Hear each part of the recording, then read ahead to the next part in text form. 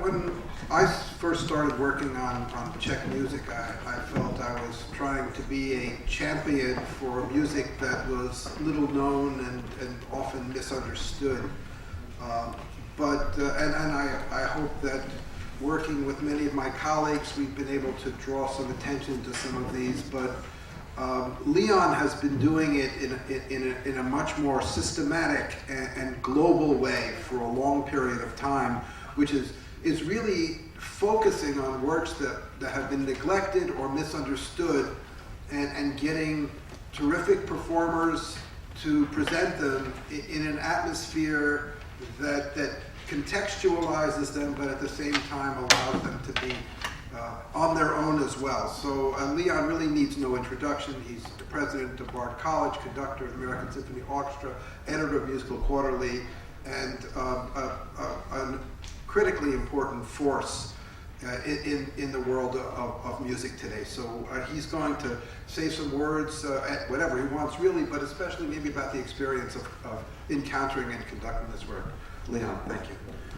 Well, I want to thank Michael Beckerman, without whose work we first worked together on Dvořák and then on Janáček. And I want to thank him for putting this together and for his advocacy of the Czech repertory and his terrific sense of humor. And I listening to the panel, I won't say much. So I'll tell you my impression of the piece from having to learn it. So as Veronique Firkušný pointed out, everything you read about Martinů, there are two things that sort of jump out. One is this peculiar tripart exile from Prague to Paris and then to New York. And then there was a kind of lingering unhappiness, loneliness in the person. And people have tried to figure that out. He's not the first composer who wasn't your normal person, but he was immensely prolific. The other thing about Martinů that is totally incredible is the amount of music he wrote and its consistent quality. Meadow was also very, very prolific, and Telemann was prolific, but there's something about the Martinů repertoire that is astonishing in its consistency of quality. So the things, so thinking about Martinů, I had done the Sixth Symphony before doing Julietta. And so this opera, in all of Martinů, this and the Greek Passion are probably the two operas that sort of come up, people bring up, but Julietta particularly.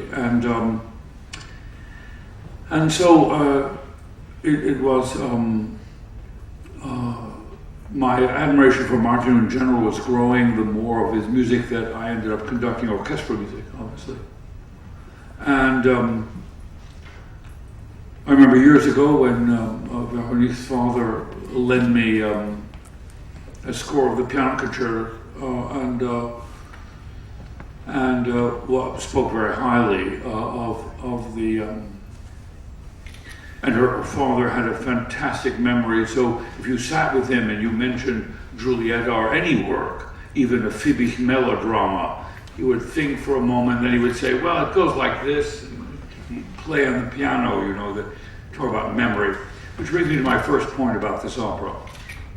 So all this thing about key of dreams and key to dreams, I don't know. This is about memory and the loss of memory. That's a key.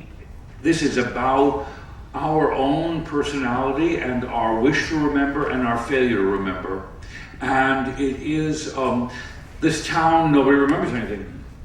And then there's the paradox of giving other people your memories, which is a human experience. The appropriation, creating our own, inventing our own history. So this is an opera not only about dreaming, I'll come to that in a moment, or dreams, but it's also about memory and the way we talk. it never occurred to me that this made any sense at all. So I never thought this had a story. And like a dream, there's something both frightening and alluring. The fact that in the opera, things almost happen and never happen and then recur, and trains are about to go and leave and you're about to get on. It's all dream work. Someone mentioned the interpretation of dreams. It's straight out of the material. We all have dreamt this kind of dream, and the recurring figure of a personality, and the memory that we, in the dream, remember that we may have done something. I think that, I think somebody mentioned the sort of appropriation of every day. Well, we smuggle into our dreams everyday fragments, where we were, and the poster on the wall, and the fish market.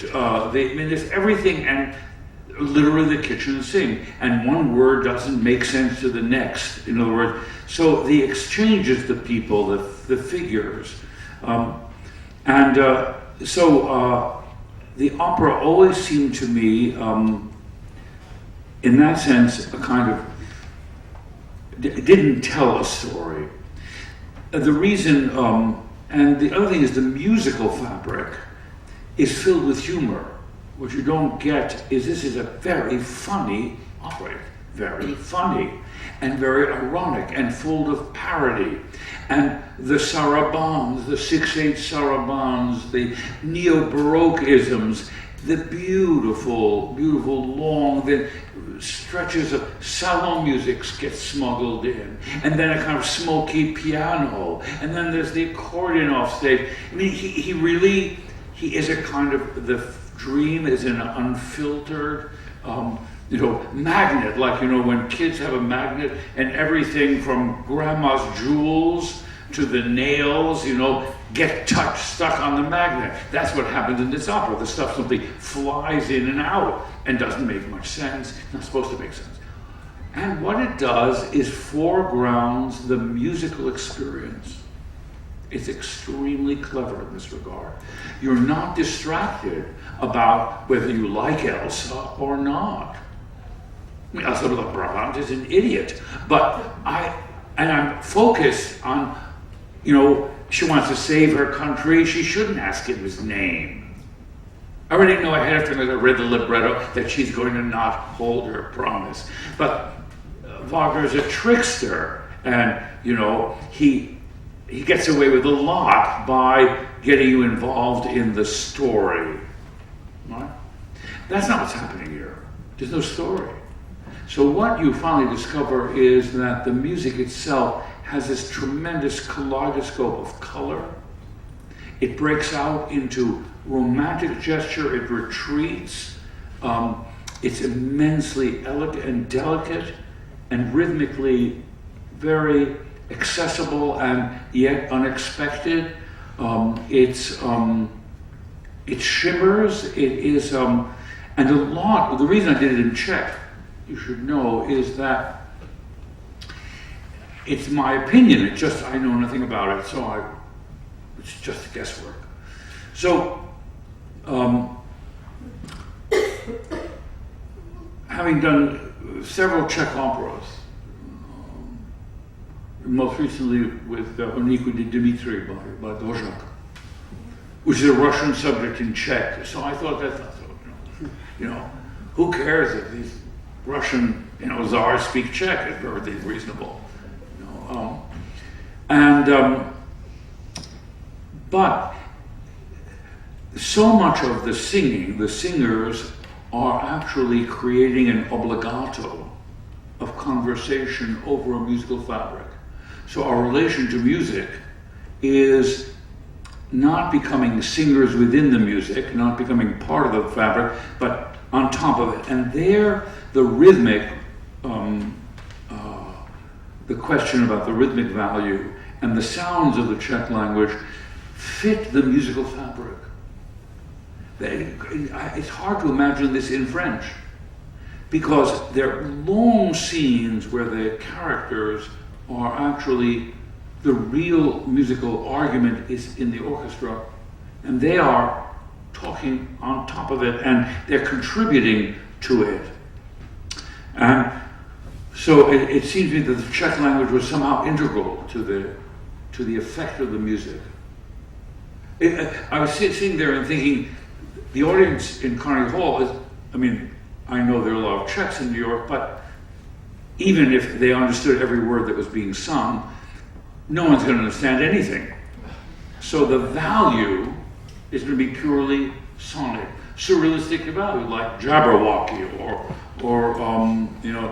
Tu vím swapienie, you in Polish, the syllables, the sound of the. So I think Martinů got invested in the sound of his own. Forget whether he made any sense. And the last thing I would say is about this forest. In this scene, you'll notice that. So the love and forest relationship is a very commonplace one. And in fact, in this scene, I think the chorus sings, there's a lot of love to be found in the forest, many loves, because you go to the forest to be away from the city and away from other people, and you're all alone, and there's a kind of psychological silence, and you discover you really love her, or you don't love her, whatever the story may be. So it seems to me that the music and so I think, just back to your translation question, the gentleman's translation question. So I think the only contribution I have to make is this opera is about humor and parody, as well as about really depicting the experience, the time experience of dream. Dreams change our perception of time, as does music. It alters our perception of time. And that's what he successfully does in the opera. And it doesn't make any sense. It doesn't make any sense. And I'm very glad, where's the translator, who said a very smart thing. We do the dialogue in English, and we've some transition passages we've switched into English. So you get some idea what's happening without having to read the book. But it's somehow it's extremely touching, and so much is fleeting, the way in our old dream life feelings are fleeting, and they leave a residue. It's a remarkable and very experimental. The mixture of dialogue, melodrama, singing is just incredible, and the lightness of it is extremely light. It's light on its feet. Great, thank you so much. Let's move on. Maybe we'll take some questions at the end of the panel. Jack Meadow is a PhD student at New York University. Has been affiliated with DAHA and has performed here before and given talks. He's writing his dissertation on another opera by Martinů, The Plays of Mary, and he'll be speaking to us this afternoon about some things about Martinú's other operas. Hello. So there might be a little bit of repetition here, but with Martinů, repetition is absolutely fine. Including Julietta, Martinú's body of operatic works is comprised of 14 or 15 operas, a handful of which didn't debut during Martinú's lifetime. The other members of this corpus run the gamut from opera buffa and topical film operas to the commedia dell'arte, folkloric radio and television operas, and neo-medieval mystery plays. Throughout his operatic career, Martinů set librettos in Czech, French, English, and Italian. There's one Martinů opera, however, that toggles between Czech and Latin. The name of this exception is The Plays of Mary, and I will discuss some of its music after providing a few more generalities. Martinú's operas are experimental, in case you can't tell yet, and they draw attention to themselves as theater by challenging the rigid demarcations of main stage, backstage, and auditorium in different ways. Furthermore, in his operas, Julietta definitely included, or Julietta, Martinů often rejects closed forms like arias while simultaneously giving preference to open-ended plots that have a tendency to defy common sense, offer endless mixed messages, discourage totalizing views, and contradict the laws of realism, however you want to define realism, I suppose. Significantly, the majority of Martinú's character types are wanderers who are neither heroic nor particularly virtuous. Beyond mere questions of characterizations, such humanity manifests itself in the composer's treatment of the vocal music of soloists, from whom he very rarely asked for either any coloratura or what one might call superhuman vocal displays, which, and I cannot emphasize this enough, is not the same thing as saying that Martinú's vocal music, even at its most simple sounding, is undemanding. I think you can tell from that performance. Leaning on Mozart for support, we might say that Martinú's operatic characters sing and communicate more like the magic flute's bird-catching everyman, Papageno, than its Prince Tamino or the Queen of the Night. One more general feature of Martinú's operas is registered in the types of liminal states that he gives preference to. Martinú's characters and his participants frequently inhabit the borderline between health and sickness, death and life, and sleeping and waking. There's also a lot of sort of seashores, bridges, windows, and so forth, so these sorts of in-between spaces. But now we have some particular musical examples. Julietta, the reason why I'm assuming we're all here today, is an opera that doesn't have any big vocal choruses. It has little choruses that we unfortunately do not get to hear, but you will hear on Friday. The treatment of the human voice in Julietta, as a rule, concerns itself with soloists who sing with the pacing and melodic register of everyday speech. In response to Julietta's choral lack, I thought it would be nice to give you all some idea of Martinú's ability as a composer of opera choruses. Some of Martinú's most captivating choral writing is encountered in the previously mentioned plays of Mary, which is an operatic 4-act neo-medieval mystery play that had its premiere in Brno in 1935. In terms of the plays of Mary's plot and disposition, the opera, in a nutshell, tells of the frustrations and trials of virgins, and each of the 4 acts is encased in the vocabulary and temporality of apocalyptic thinking more broadly, and the messianism and prophecies of the Abrahamic religions in particular. Granted, in Martinú's hands, such vocabulary and temporality come off as distanced, and maybe even a little bit ironic. The first musical example that I take from the plays of Mary is the mostly a cappella tail end of a mixed chorus that opens the opera's first act. By mixed chorus, I mean a choir of basses, tenors, altos, and sopranos. According to Martinú's stage directions for the 1935 premiere production, this mixed chorus was placed on the stage ramps, na rampie. So a rough English translation of the sung Czech that you'll hear momentarily is, "The Savior who died for us will come, all his legions will come to defeat the devil." This prediction is followed by the exclamatory command, "Keep awake, virgins, do not fall asleep." To whom all these predictions and commands are addressed, we don't know. To the virgins on the stage, backstage, in the auditorium. Possible for all of those options. This musical excerpt, which is performed by the Prague Radio Chorus, is taken from the only commercially available recording of the plays of Mary. So after playing this first musical excerpt, I'll provide a few comments. Mike, thank you.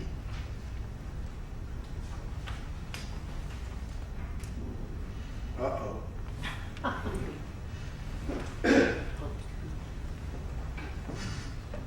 How are we doing?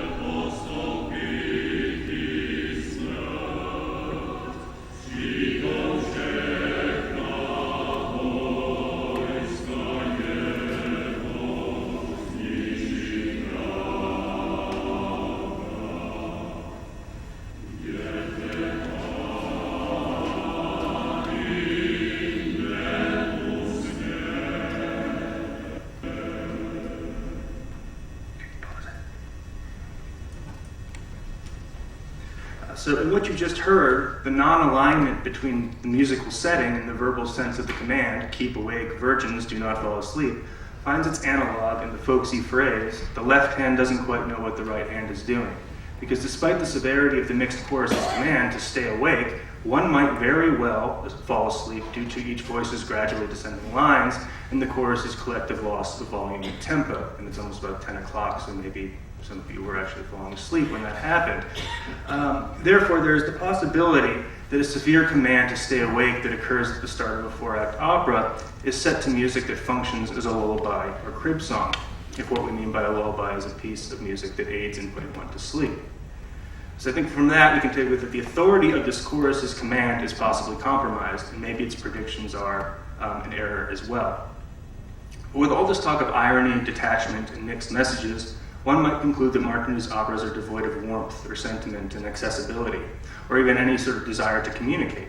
The next musical example will hopefully put some strain on some of the aspects of that conclusion. The second musical example is an extract from the last few minutes of the plays of Mary's final act. When talking about this example's succession of musical sections, I referred to stage directions from the plays of Mary manuscript and vocal score. So as a result, I'll give you a little bit of sort of, I guess, insider knowledge. Even though I do not provide you with visuals, I ask that you humor me by imagining the effect of these spatial configurations as if you were at some live and staged performance. So first, a woman's chorus of virgins who are part of the action taking place on the main stage, intone the Latin phrase "Dona nobis pacem," or "Grant us peace," which is a phrase that is taken from the Mass Ordinary. The strings in the orchestra pit then play a musical interlude. The interlude is followed by a section where the mixed chorus that began the plays of Mary also sings "Dona nobis pacem," so grant us peace. Except in this example, instead of being positioned on the ramps, the mixed chorus is located backstage and is incorporated into an offstage orchestra that is comprised of harmonium, bells, timpani, and strings. As the excerpt continues to unfold, all these musical bodies briefly sound together for a fleeting, intense moment. So by the end of this excerpt, when all that is left is the sound of the pit orchestra and some offstage bells, you might want to ask yourself whether this command that is also a request, "Grant us peace," receives an appropriate answer. Does it find closure? So I've taken the excerpt from the same recorded performance as example 1. The Prague radio chorus is joined by the Prague Symphony Orchestra under the direction of the late conductor Bohuslav Martinů. The last sounds of the musical excerpt will mark the end of my talk.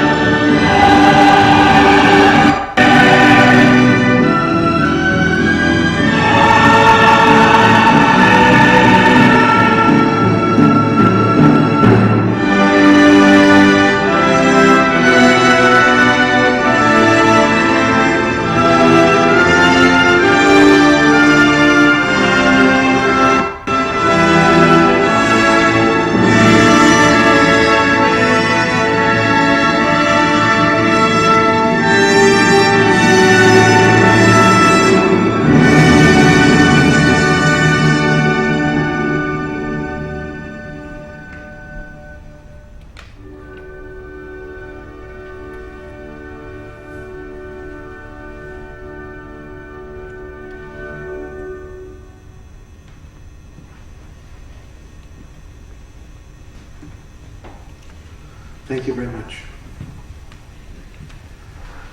So we've already heard again about the many different kinds of stylistic looks that Martinů has, and from jazz to neo-baroque madrigalisms. And it seems to me that one of the ideas that I delude myself with is a kind of notion of what I call the Habsburg composer, of people who grew up in a region that was always thick with dialects and argot and competing religions and ethnicities and languages cheek by jowl, and whether it's Mozart or Mahler or Bartók of the Concerto for Orchestra or Dvořák or Martinů, we often see an extraordinarily wide palette of musical languages. And of course, since most of the music, particularly longer pieces, say between 1650 and 1950, has multiple affects, multiple kinds of music in the same piece, wouldn't one give a lot to know which of these, if any, is the real music, is the point of the piece, is more important or more valuable than another, or to think whether they're equal. So I just want to look at a couple of moments in Martinů because, and isolate one of the kinds of things that Martinů does that's, I think, extraordinary and quite original and unique. And this is a certain kind of passage from a dissonant musical language to a more consonant one, and both in a very conspicuous way. Now, again, the stakes are not incidental for what's known as musical modernism, where for many years, particularly in less imaginative undergraduate music classes, dissonance is considered a hallmark of modernism. The more dissonant, the more modernist. And there you have the heroes of Stravinsky, particularly Schoenberg and the Second Viennese School and early Bartók. And what makes these things modern is their very dissonance and harshness. But then the question is, what role does prettiness have? What role do certain kinds of traditional musical beauty? Are they merely to be either thrown out of a language or treated ironically? So I'd just like to look at a couple of moments. I'll start with part of the scene you heard. And again, this is a move you hear in Martinů very often, moving from a dissonant texture into one that's absolutely conspicuously clean and sort of wholesome consonant.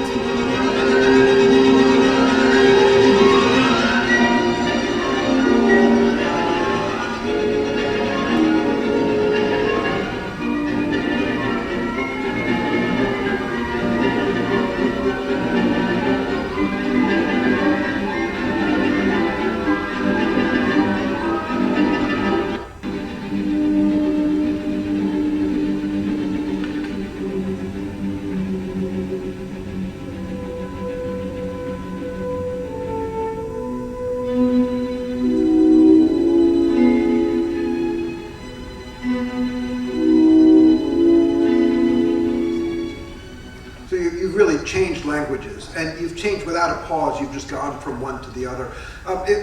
Jack spoke about the previous opera, the Plays of Mary, and even though there are places where they come together, in a way they're much more segregated. So of the four operas, the musical language, say, of Marican, the second opera, is primarily dissonant.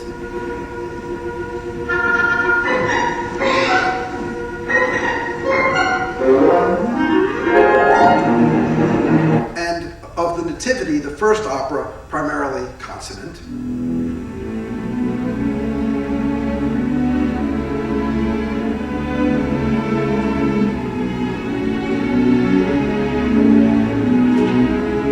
Okay, so, but again, I want to look at a couple of places in Martinú's works, orchestral works these are, where you move seamlessly, in effect, from one to the other. So this is from the Fourth Symphony, the last movement.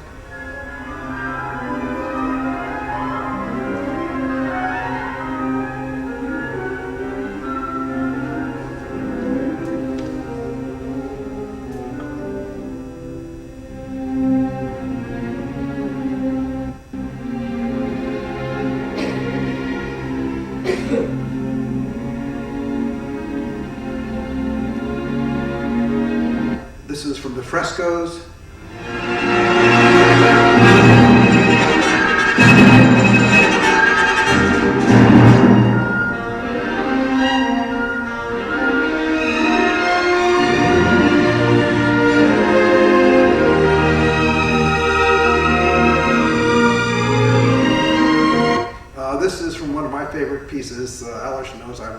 this. This is the Fantasy for Theremin.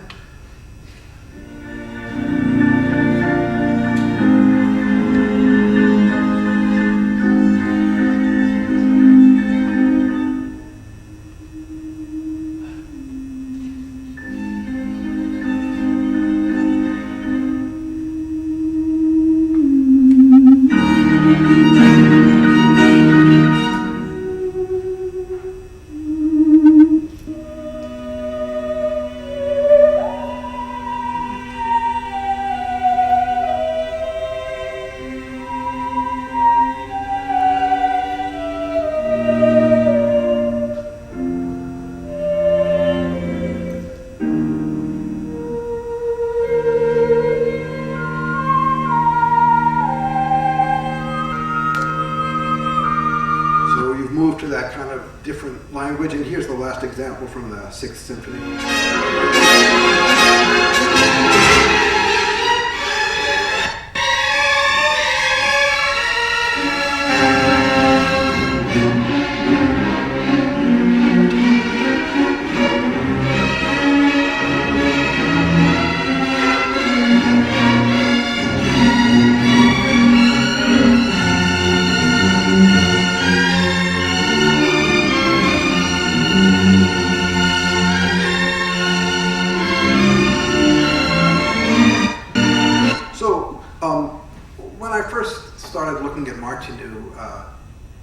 I suppose we all have a right to have our own personal readings of composers that tell us more about ourselves than about the composers often. But I was sure, both because of various things, but also my attitude towards Czechness, that this was the real Martinů, and that the dissonant language surrounding it was somehow less real, was a setup for this language. I'm almost entirely sure that I'm wrong. Because the point is really the passage between these kinds of things and the way they're attached to each other and the various ways that they can be harnessed. And so I think just quickly, in this opera, I think moving to this kind of language in this the scene in the forest gives it a resonance. Because whether it's a dream or not, if the opera isn't called Michel and Juliet, it's called Julietta. If somehow, even in all the dream world, this music, moving as it does seamlessly from radically different textures, doesn't actually create a memorable character, I don't think the opera works. I don't think you are left with nothing. I think it may seem to be nothing, but what emerges, I believe, at the end of this opera are some of these moments coming back. But again, not just these pastoral moments of stasis, but going in and out of them as a special way of thinking about sound. Thank you. For our last presentation, Aleš, please. How much time do we have? Enough for your presentation. Thank you. Very short. I call that we have no railway station, Juliet, or the renunciation of memory. We have no railway station is a quote from the opera. Juliet by Martinů, after a play by another, is frequently defined as a dream opera, by which I mean the positive aspects of the ability to dream. But this is only one aspect of this immensely complex and ultimately not fully explicable piece. The only reasonably real figure in the opera is Michel. He, a Parisian bookseller, once came to a small harbor town and heard a woman's voice sing out of a mansard window. Out of fear that he might fall in love with the girl, he hastily leaves the city. 3 years later, he returns to find the window, the girl, and the song again. In the meantime, however, the inhabitants of the city have strangely changed. It is gradually becoming clear that for some inexplicable reason, they became shadow figures with no context. Only Michel is equipped with a little information about his origin, clothing, occupation, parents, place of residence, and appearance. We know nothing at all about Juliet. All others are only partially characterized by race affiliation, Little and Old Arabs, occupation, various saleswomen, or clothes, man with a fur cap. They are characterized mainly by obsessions. A man with a helmet imagines himself to be the owner of a steamer. A bird seller is obsessed with the idea that a canary has been stolen from her, etc. Juliet is an opera about dreams, but gradually it becomes clear that what these men without qualities are not so much having is an imaginative continuing dream that enriches the world we perceive with our senses, giving it new dimensions, but rather our escape into a dream world. They continuously invent little stories, or they lure passing visitors to recount their experiences. Then they give the invented or stolen memories an unrestricted predominance of their real life, which in its banality and everydayness can't match the dream life. Actually, in this strange world, only objects are real and not the people vegetating between them, who appear quite vague and have no coherence. In their changeability, they produce an unstable impression similar to the melting clock in the famous painting by Salvador Dali. They are unable to love because they are not in love with their counterpart, but with their own wishful thinking. Since their respective stories are not compatible, they also can't communicate with each other. Juliet was created in 1927. Martinů set it to music 10 years later. In the age of mechanical reproduction, and with the increasing popularity of mass culture, it is not surprising that the prefabricated dreams of all persons in the piece by no means look unique, but quite resemble each other. Dreams have degenerated into commodity and are also treated as commodity. Neveu and Martinů illustrate this in several parts of the piece, first in the character of a seller of memories, and later in the third act much more directly with the depiction of a central office of dreams, a marvelous monstrosity responsible for the mass duplication of a limited number of dreams.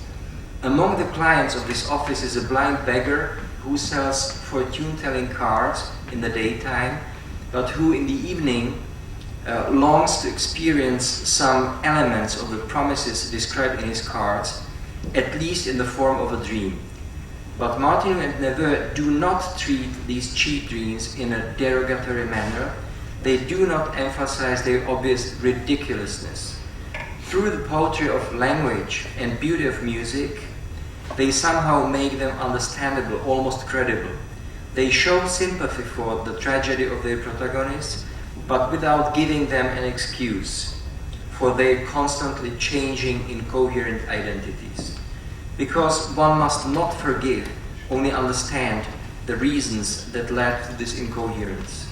However, the opera ends tragically. Michel shoots Juliette, or maybe he just thinks he shot her, and thus he kills the positive side of his dream, i.e. the desire for her.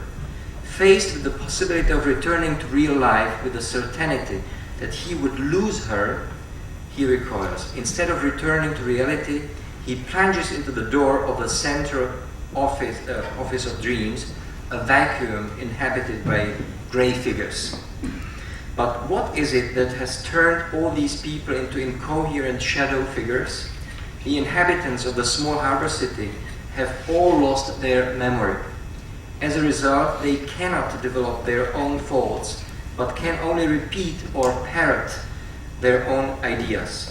Significantly, after his appointment as a captain of the city, Michel receives as one of the three visible symbols of his official authority a parrot in a cage who repeats a refrain every 15 minutes to remind him of his rank.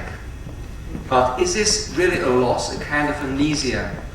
Did not Martinů and Neveu want to build a parable in which the protagonists voluntarily renounced memory and thus became an easily manipulated mass? When the strange events in the opera reach a temporary climax, Michel wants to go to the station and leave the city.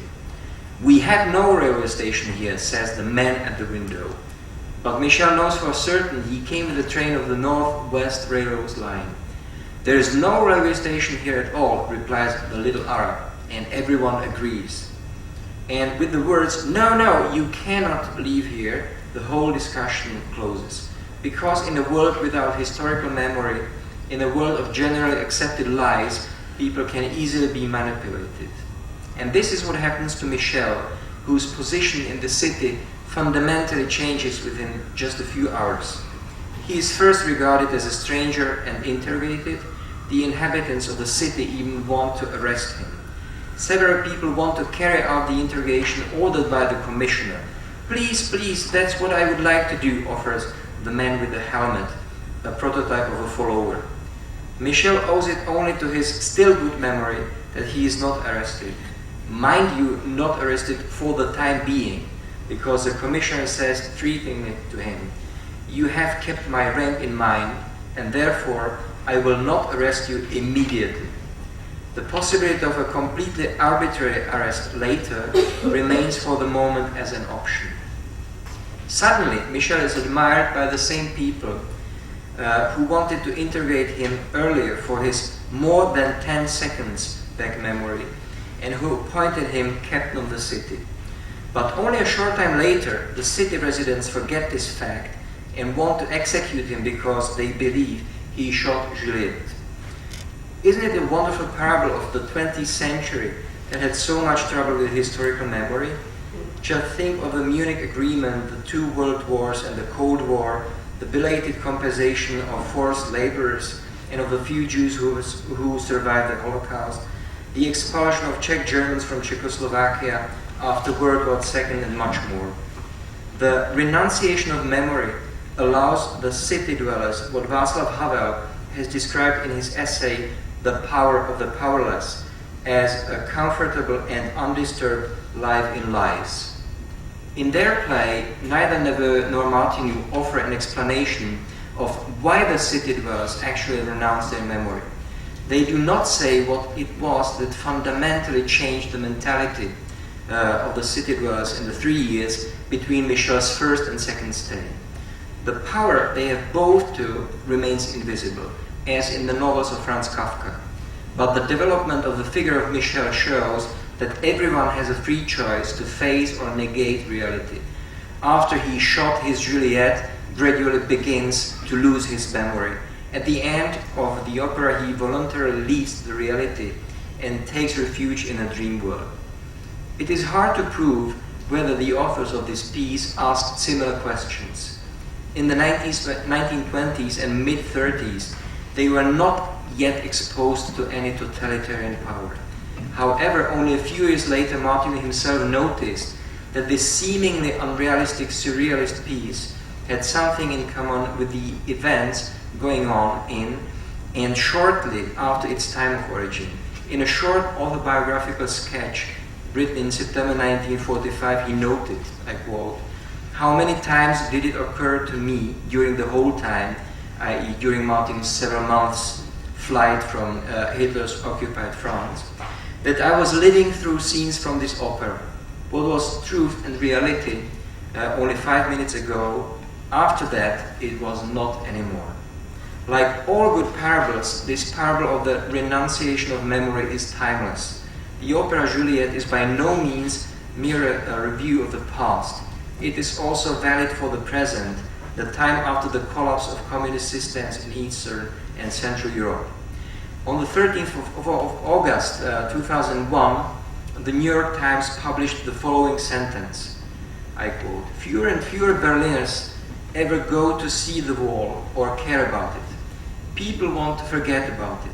They want to be rid of it and think that life is beautiful. It's a tragedy," end quote.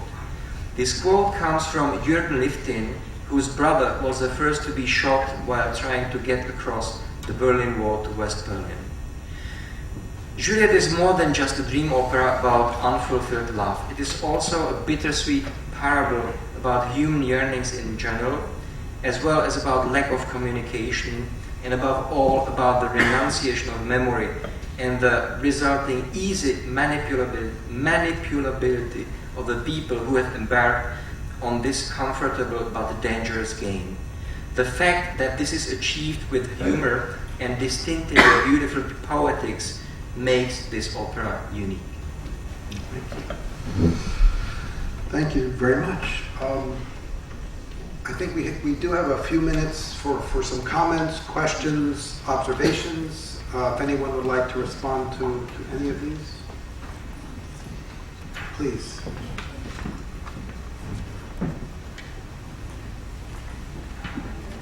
Yes, Lydia, and then this gentleman. Yes, go ahead. Here, Lydia.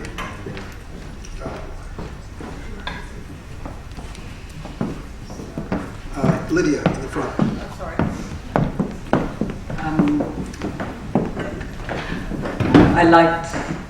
I liked all your talks, but not too much because yours and there's a tension between you two.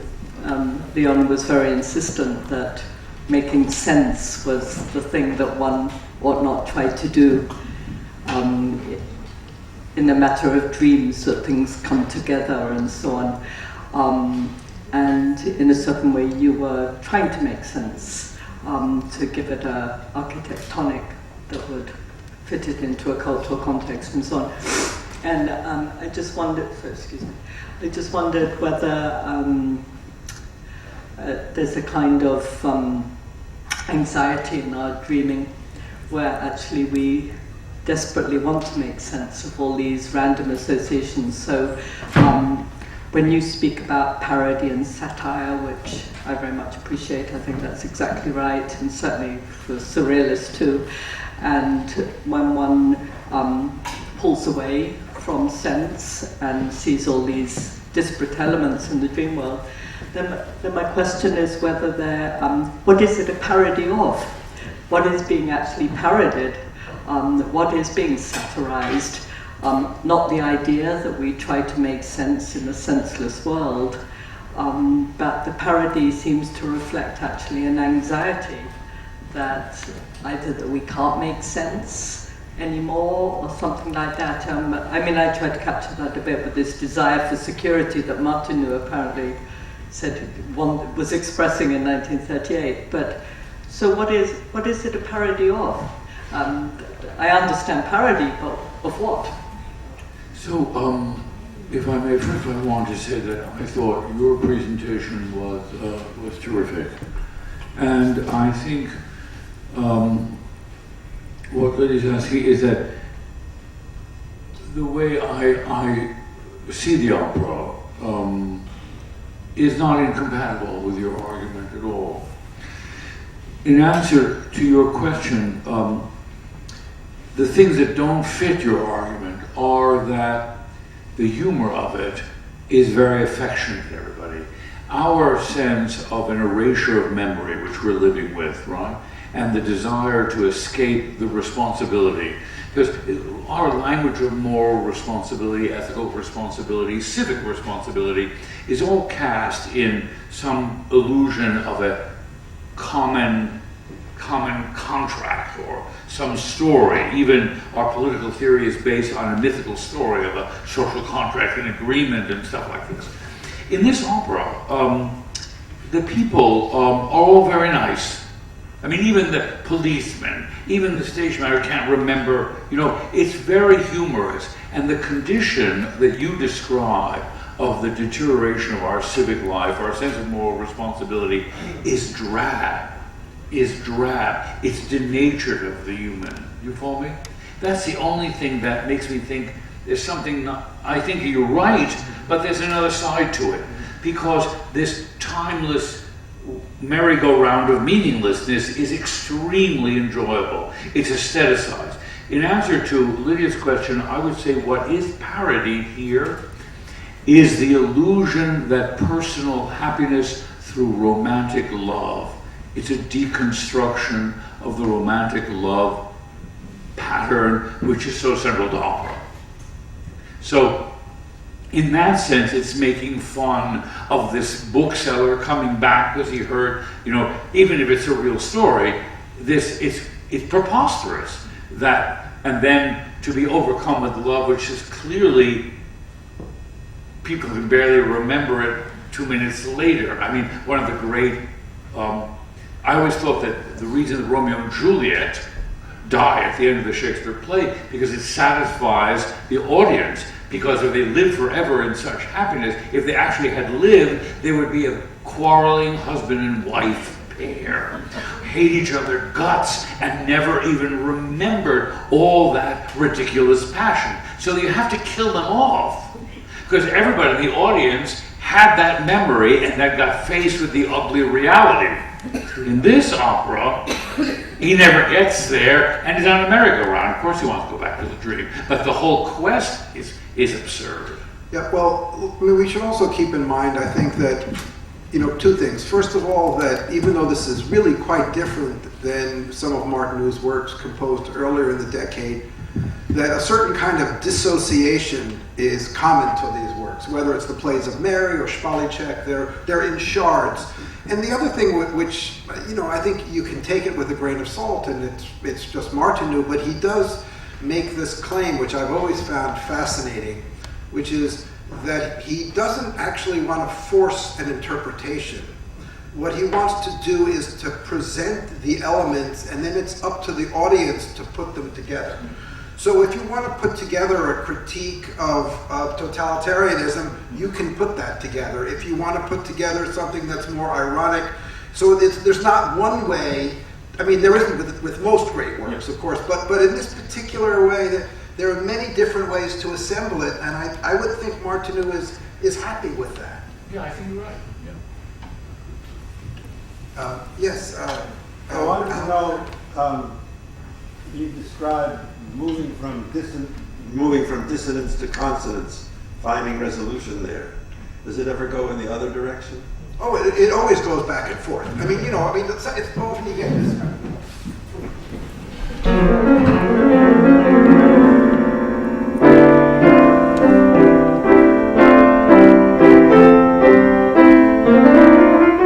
Yes, it goes in and out. Things will move in and out of consonance and dissonance, and you'll get a moment that's like something opening up, and then it will drift away. Sometimes dramatically, but often just fritter away.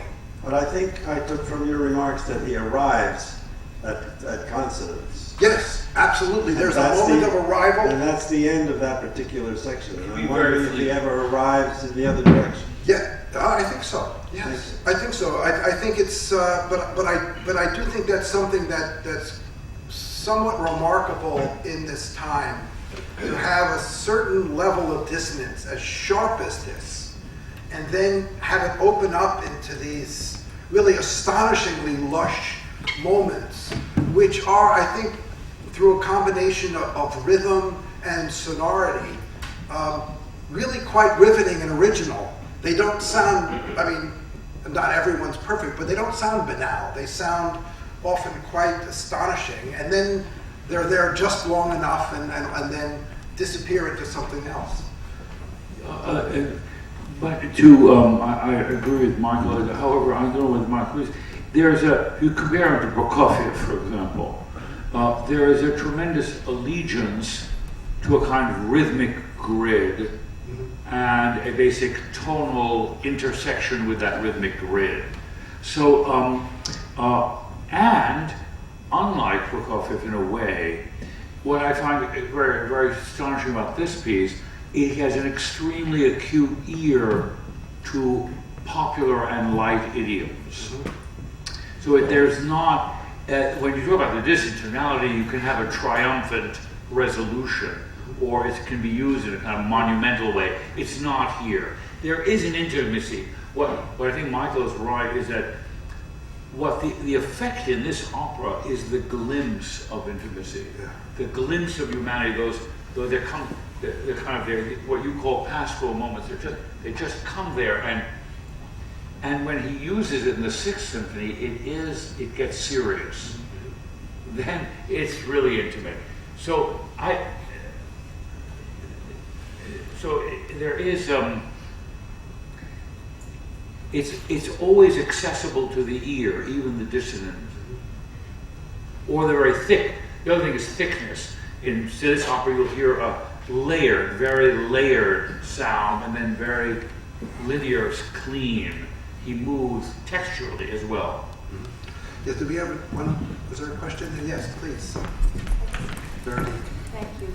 I was just thinking as you were talking previously about this idea of the Juliet, of Romeo and Juliet, and the unfulfilled passion that never has a chance to grow old and die. What I think bears mentioning here is that I don't know how many people in this room are familiar with Martinů's great romance with Vítězslava Kaprálová.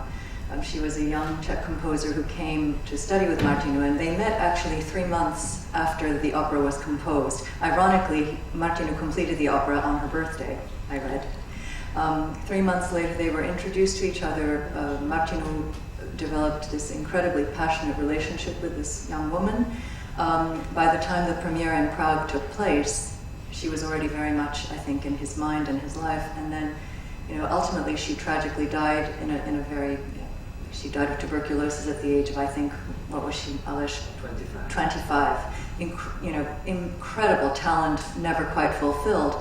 And I know from my father, he always used to say, in a funny way, Julietta lived on forever with sort of this idea of Vítězslava Kaprálová became entwined with this idea of Julietta. And it's just funny how life, in a funny way, followed the art form and then became forevermore joined. So I just wanted to mention that.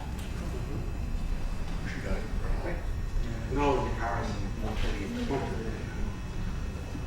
do we have any more questions? Comments, anyone? Well then, listen, thank you so much. I want to thank